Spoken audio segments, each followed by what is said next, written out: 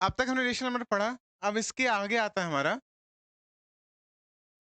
Basic. इसको कर देते हैं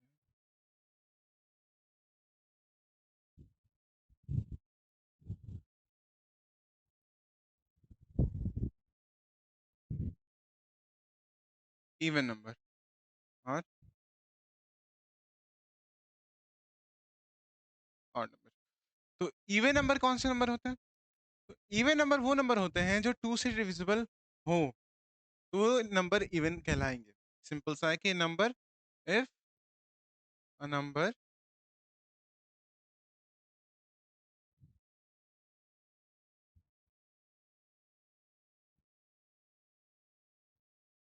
is divisible by 2, then it is a even number. It is an even number. Example के तौर पे लिखा जाए, 2 ऑब्वियसली 2 से खुद डिविजिबल है।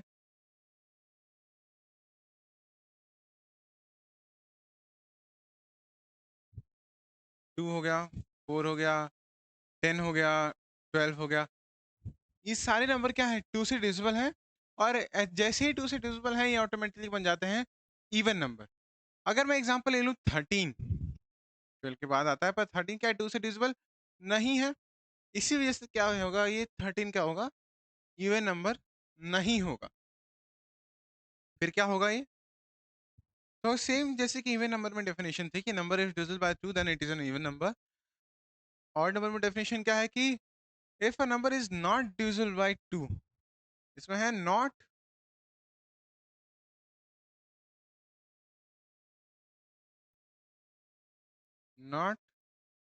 divisible by 2, then it is a odd number. अब इसका मतलब है, मैं दोबारा से एग्जांपल लेता हूँ। मैं एग्जांपल ले लूँ 11, 3, 4, अगेन 11 क्या है? 2 से डिविजिबल नहीं है, 3 भी 2 से डिविजिबल नहीं है, 4 2 से डिविजिबल है। इस वजह से क्या है कि 4 ऑड नंबर नहीं है, और 11 और 3 क्या है? ऑड नंबर है। दोबारा से अगर सुन लिया जाए कि इवन नंबर वो कौन से नंबर होंगे जो 2 से डिविजिबल हो, और ऑड नंबर कौन से होंगे जो 2 से डिविजिबल ना हो। अब एग्जांपल में है इसके 2, 4, 10, 12, 30 मैंने कहा था कि 13 2 से डिविजिबल नहीं है, तो ऑटोमेटिकली ये इवन नंबर नहीं है। अब यहाँ पे क्या था कि ऑड नंबर कौन से नंबर है जो 2 से डिविजिबल ना हो। एग्जांपल में है 11, 3, 5, 6। अब 4 नहीं है, क्यों नहीं है? क्योंकि 4 क्या है, वो 2 से डिविजिबल है। अब इसके आगे आता है हमारा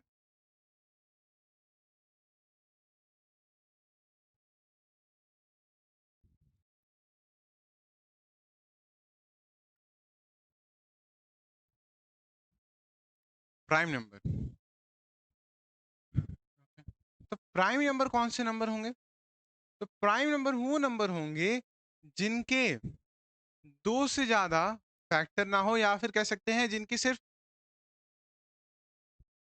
दो ही नंबर ऐसे हों जो उनको डिवाइड कर सकें। अब एग्जाम, इसका मतलब क्या है कि मैं अगर यहाँ पे कोई प्राइम नंबर लिखूं बड़ा 23,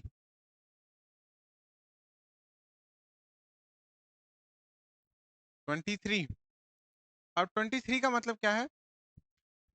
अब 23 सिर्फ ऐसा नंबर है जो सिर्फ 1 और 23 से ही डिविजिबल है। ऐसा कोई और नंबर नहीं है जो 23 को परफेक्टली डिवाइड कर सके। इसी वजह से क्या है, ये एक प्राइम नंबर है। अगर इसकी मैं डेफिनेशन लिखना चाहूं, if a number is only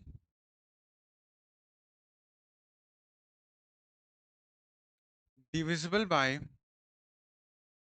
1 and itself,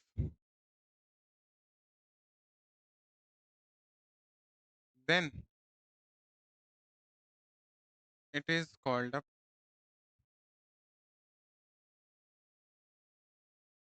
prime number.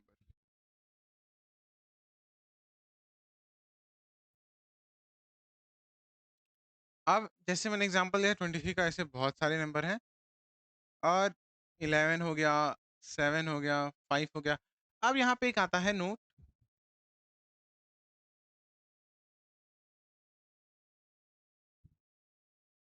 Note क्या कि 2 is the only even prime number. यानी 2 ही एक ऐसा नंबर है जो इवन भी है और प्राइम भी है, और 2 स्मॉलेस्ट प्राइम नंबर भी है। और स्मॉलेस्ट क्यों है? क्योंकि 2 से छोटा तो 1 भी होता है, बट इसमें 1 क्या है कि 1 neither composite nor prime number है। 1 दोनों में से कोई नहीं है। 1 हमारे यहाँ पे एक्सेप्शन है।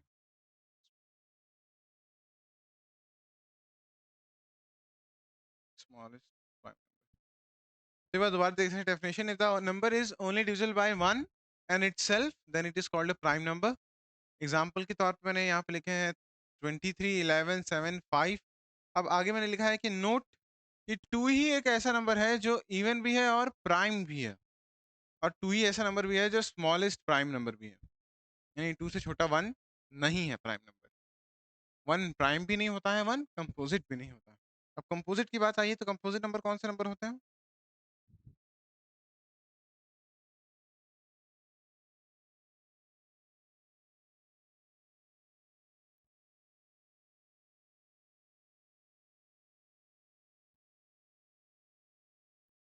अब कंपोजिट नंबर कौन से नंबर होते हैं? तो जैसे कि हमने प्राइम नंबर में डेफिनेशन थी कि एक नंबर को अगर 1 और इटसेल्फ ही डिवाइड कर सके तब तो प्राइम नंबर कहलाता है, पर अगर वो नंबर 1 और इटसेल्फ से कहीं ज्यादा और नंबर्स से डिवाइड हो या फिर डिविजिबल हो, तो वो नंबर क्या होगा? ऑटोमेटिकली वो नंबर कंपोजिट नंबर कहलाएगा। अब प्राइम नंबर कंपोजिट नंबर में ये नेसेसरी नहीं है कि हम ये देखें कि वो होल नंबर, नेचुरल नंबर या फिर अलग टाइप के नंबर हो कि ना हो। ये नंबर हर एक नंबर पे वैल्यूएबल या फिर हर एक नंबर पे एप्लीकेबल होंगे। अब कंपोजिट नंबर का एक बार डेफिनेशन अगर मैं लिखना चाहूँ, if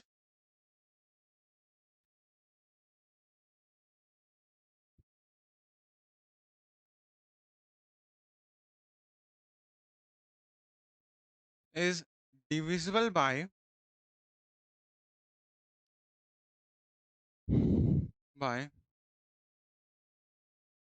more than 2, more than 2 numbers, then it is called a composite number.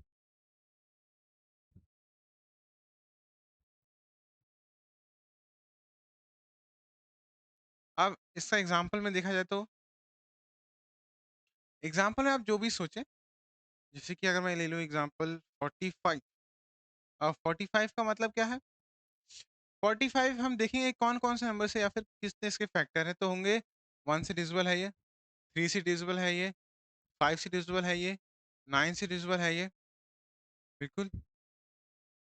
उसके बाद से 15 से डिविजिबल है ये, और अगेन लास्ट में 45। यहाँ पे देख सकते हैं, या हम देख सकते हैं कि 2 से तो बहुत ज़्यादा है यहाँ पे। 1 भी है, 3 भी है, 5 भी है, 9 भी है, 15, यानी टोटल यहाँ पे 6 ऐसे नंबर हैं जो 45 को परफेक्टली डिवाइड कर सकते हैं। इस वजह से ये क्या नंबर होगा? ये कंपोजिट नंबर कहलाएगा।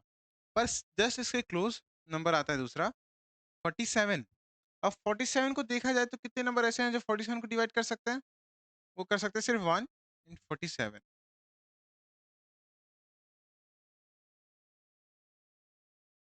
तो 1 और 47 ही ऐसे नंबर हैं जो सिर्फ 47 को डिवाइड कर सकते हैं। इस वजह से क्या होगा ये? इस वजह से ये नंबर प्राइम नंबर कहलाएगा, ना कि कम कंपोजिट नंबर। यहाँ पे मेरे को लगता है आपको क्लियर होगा, हमने पढ़ा अब तक। इवन नंबर जो 2 से डिविजिबल हो वो सारे नंबर इवन कहलाएंगे। एग्जाम्पल 2, 4, 8, 12, 11 नहीं है इवन नंबर, क्योंकि वो 2 से डिविजिबल नहीं है।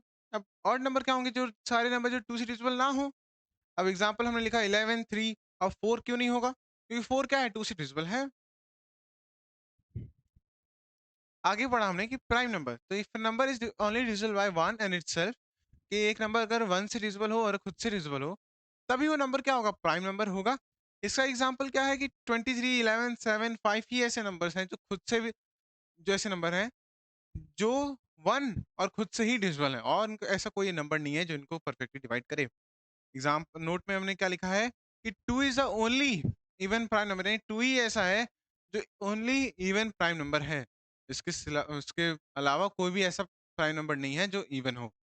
आगे है कि 2 he is the smallest prime number. अब 2 ही जो है वो स्मॉलेस्ट प्राइम नंबर है। अब 2 से छोटा मैंने बताया 1 है, पर 1 को ना कैटेगराइज किया जाता है कंपोजिट नंबर में, ना उसको कैटेगराइज किया जाता है प्राइम नंबर में, दोनों में वो नहीं आता। अब कंपोजिट नंबर क्या है? कि वो नंबर जिन 2 से ज्यादा डिजिबल हो, जिनके जो डिजिबिलिटी फैक्टर है उनको 2 से ज्यादा हो, दो नंबर से। अब यहाँ पे नंबर है 45। अब इसको डिवाइड कर सकता है 1 3 5 9 15 45 ऐसे नंबर्स हैं जो ये 45 को परफेक्टली डिवाइड कर सकते हैं। देख सकते हैं हम ऑब्वियसली क्या है, 2 से तो बहुत ज्यादा है, 6 यानी 4 ज्यादा है। अब उसके क्लोज में हमने देखा कि ये 47 नंबर है। अब 47 को कौन डिवाइड कर सकता? 47 को सिर्फ 1 और 47 ही डिवाइड कर सकते हैं। इस वजह से ये भले तो कंपोजिट नंबर के क्लोज है, पर ये कंपोजिट नंबर नहीं है, ये प्राइम नंबर है।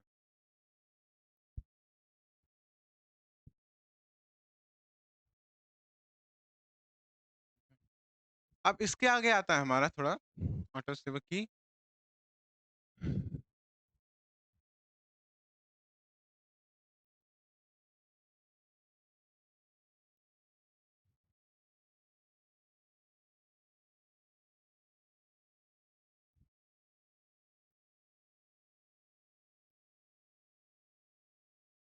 Twin prime number. अब ट्विन प्राइम नंबर क्या है? ऐसे दो नंबर, ऐसे दो कंसेक्यूटिव ऑड नंबर जो दोनों की दोनों प्राइम हो। अब इसके एग्जांपल है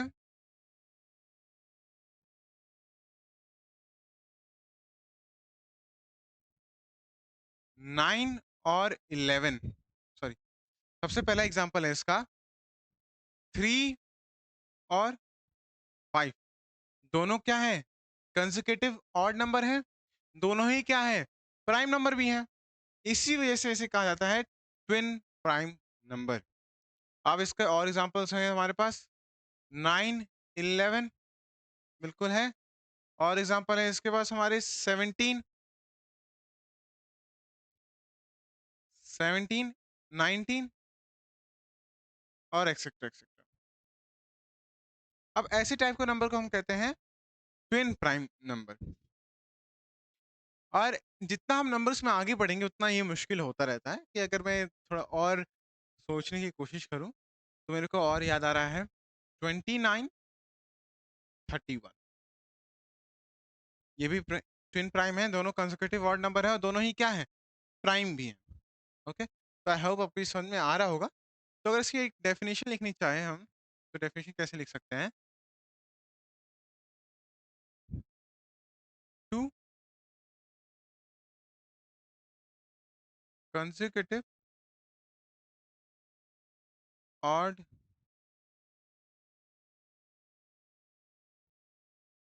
prime number, two consecutive odd prime numbers, sorry, numbers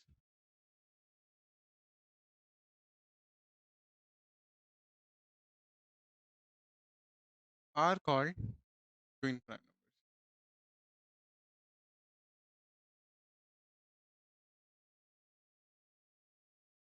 okay, examples में हमने लिखा है यहाँ पे 29 13 odd consecutive number, 17 19 odd consecutive number, and both are prime too। अब इसके आगे लास्ट है हमारा को prime number.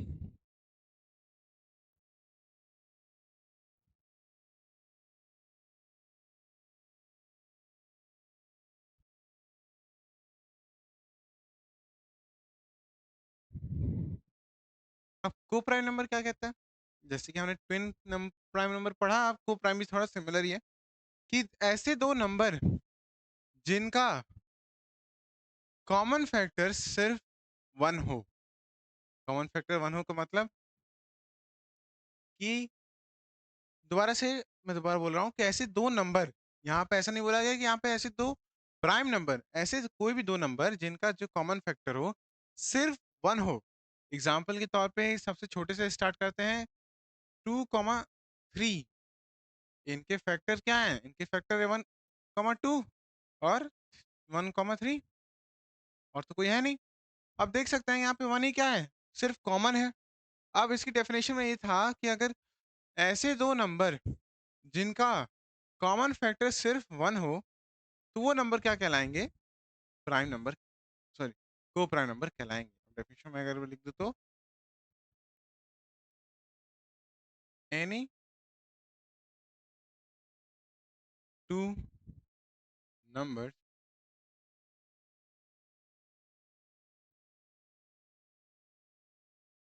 whose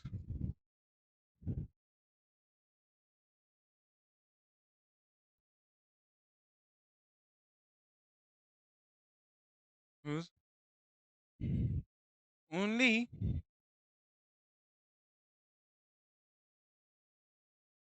common factor is 1, then they are called co-prime।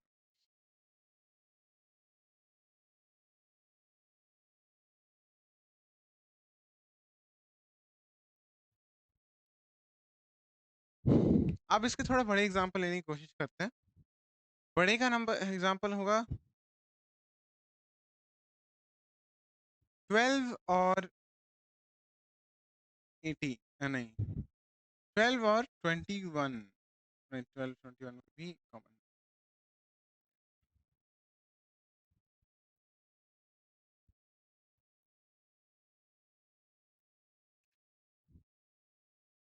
10 और 15 लेते हैं एग्जाम, सॉरी 10 और 15 क्या सोच रहा हूँ, 10 एंड 14 लेते हैं एग्जाम्पल। अब लेकिन 10 और 14 में क्या है कि इसके फैक्टर्स कौन कौन से होंगे? होंगे 1 2 5 10। इसके फैक्टर्स होंगे 1 2 7 एंड 14। तो यहाँ पे देख सकते हैं कि 1 भी कॉमन फैक्टर है और 2 भी कॉमन फैक्टर है। तो इस वजह से क्या होगा कि ये दोनों नंबर क्या होंगे? को प्राइम नंबर नहीं कहलाएंगे। ओके, अब हम ऐसे नंबर लेते हैं जो को प्राइम हों।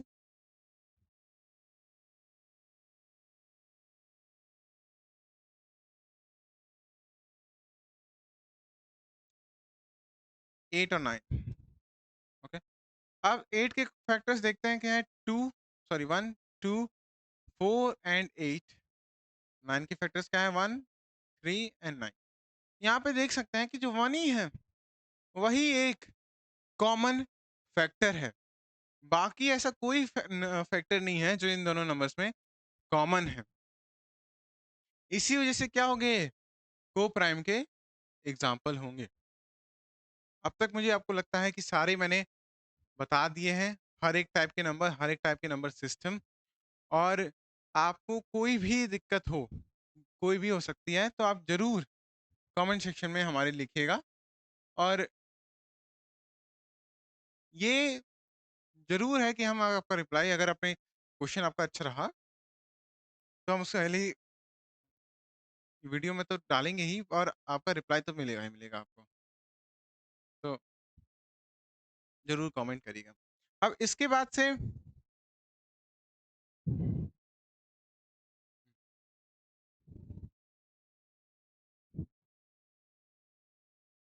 से हमारा चैप्टर 6 का पहला खत्म होता है। अगर आप तक अब तक बने हुए हैं तो आपको बहुत बहुत धन्यवाद। और जो भी मैं पढ़ा रहा हूँ अब तक, मैंने अब तक 3 पार्ट बनाए फर्स्ट चैप्टर के, और तीनों में से मैंने हर एक टॉपिक को डिस्कस किया कि नंबर क्या होते हैं, नंबर सिस्टम्स क्या होते हैं, नंबर सिस्टम कितने टाइप के होते हैं।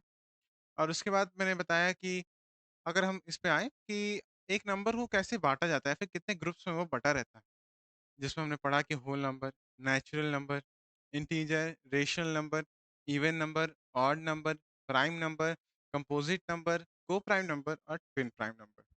अगर मैं नंबर सिस्टम की बात पढ़ूँ तो हमने पढ़ा कि रिजल्टी सॉरी हमने पढ़ा Hindu Arabic system, Roman numerical system और इंटरनेशनल सिस्टम। और हम आगे बात करें, हमने पढ़ा उसमें डिजुअलिटी रूल, हर एक नंबर का हमने 2, 3, 4, 5, 6, 7, 8, 9, 10, 11 और इसके बाद से मैंने आपको ये भी बताया कि आप किसी भी नंबर का कैसे डिविजिबिलिटी रूल निकाल सकते हैं। अब इसके बाद से चैप्टर हर एक चीज़ से हो जाता है और इसके बाद से हम सबसे पहले इसका लाएँगे इम्पोर्टेंट क्वेश्चंस। ज़रूर अगर आपने ये चैप्टर पूरा कंप्लीट कर लिया हो तो ज़रूर इसको भी एक बार ज़रूर देखें और आपको आपको ये वीडियो पसंद आए तो ज़रूर लाइक कीजिएगा, सब्सक्राइब कीजिएगा और आगे ही ऐसी मैथ की, रीजनिंग की, इंग्लिश की, जनरल साइंस की और जीके की वीडियोस जितनी हो सकती हैं उतनी आएँगी और एंड तक यानी अक्टूबर, सितंबर, अक्टूबर के एंड स्टार्टिंग तक ये सारा का सारा सिलेबस हम पढ़ चुके होंगे और एक बार रिवाइज़ भी कर चुके होंगे। और दोबारा से मैं कहना चाहता हूँ आप लोगों का बहुत-बहुत धन्यवाद और मेरा नाम निखिल है और मैं खुद सैनिक स्कूल घोड़ाखाल से 12th पास की है मैंने और मैं खुद आपको चाहता हूँ कि आप लोगों का भी सिलेक्शन हो अच्छे-अच्छे इस सैनिक स्कूल्स में और ऐसे भी अब तो बहुत नए सैनिक स्कूल्स भी खुल चुके हैं, पर आरएमएस का काउंट अभी भी कम है। आरएमएस में कॉम्पिटिटिवनेस अभी भी ज़्यादा है।